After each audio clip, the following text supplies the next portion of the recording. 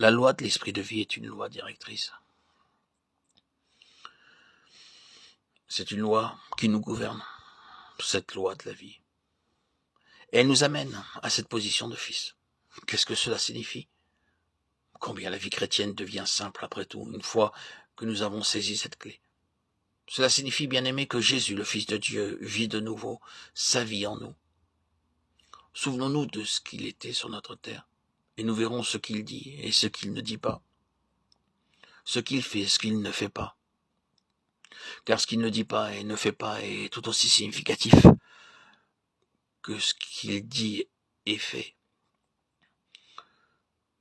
Nous verrons où il va et où il ne va pas. Nous verrons quand il va dans un certain lieu et quand il évite d'aller dans un certain lieu.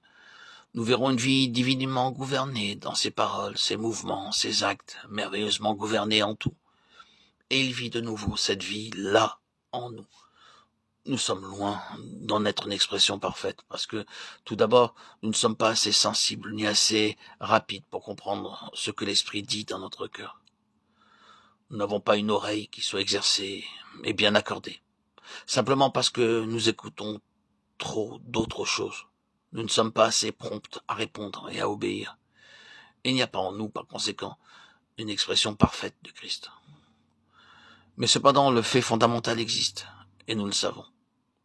C'est une affaire d'éducation, une affaire de gouvernement. Nous le savons tous.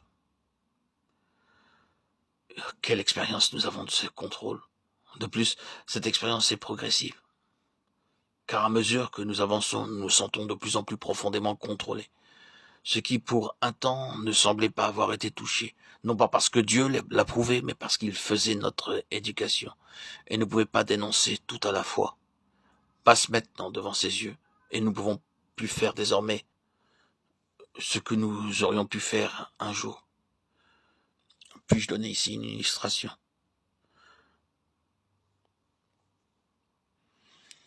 J'avais souvent l'habitude de me servir de la littérature profane pour illustrer mes pensées. Je citais les poètes et beaucoup d'autres écrivains éminents. Oh, quelle illustration j'ai trouvé pour bien faire comprendre ma pensée. Le Seigneur me permit de faire cela pendant un certain temps. Mais je sais qu'il arriva un moment dans ma vie spirituelle où j'essayais de citer un passage d'un auteur connu dans une prédication et toute vie disparut. Mon sermon était parti et c'était comme si j'avais tout à recommencer. Mais je ne le pouvais pas. J'ai appris ma leçon. Très bien, je ne le ferai plus. Je fus encore enclin quelquefois à recourir à cela. Mais j'éprouvais aussitôt ce même sens intérieur de faiblesse et je savais avoir touché la mort. Je me souviens combien cela fut vrai durant un bon moment. Quelques-uns d'entre nous avions été très forts devant les épreuves et avons dû subir beaucoup d'épreuves. Mais Dieu ne permet pas que les choses de cette terre que nous vivons soient mêlées aux choses célestes. Et il faut abandonner cela, les laisser de côté. C'est l'action de la loi de la vie. Personne ne m'a jamais dit tu ne dois pas faire cela. Il vaut mieux ne pas toucher à ces questions. Non, c'est l'esprit de vie en moi qui s'oppose à cela. Et me dit en fait, c'est la mort de prendre ce genre d'illustration terrestre. Si tu veux la vie, si tu veux que ton message signifie vie, si tu veux atteindre le but de Dieu, laisse toutes ces questions-là.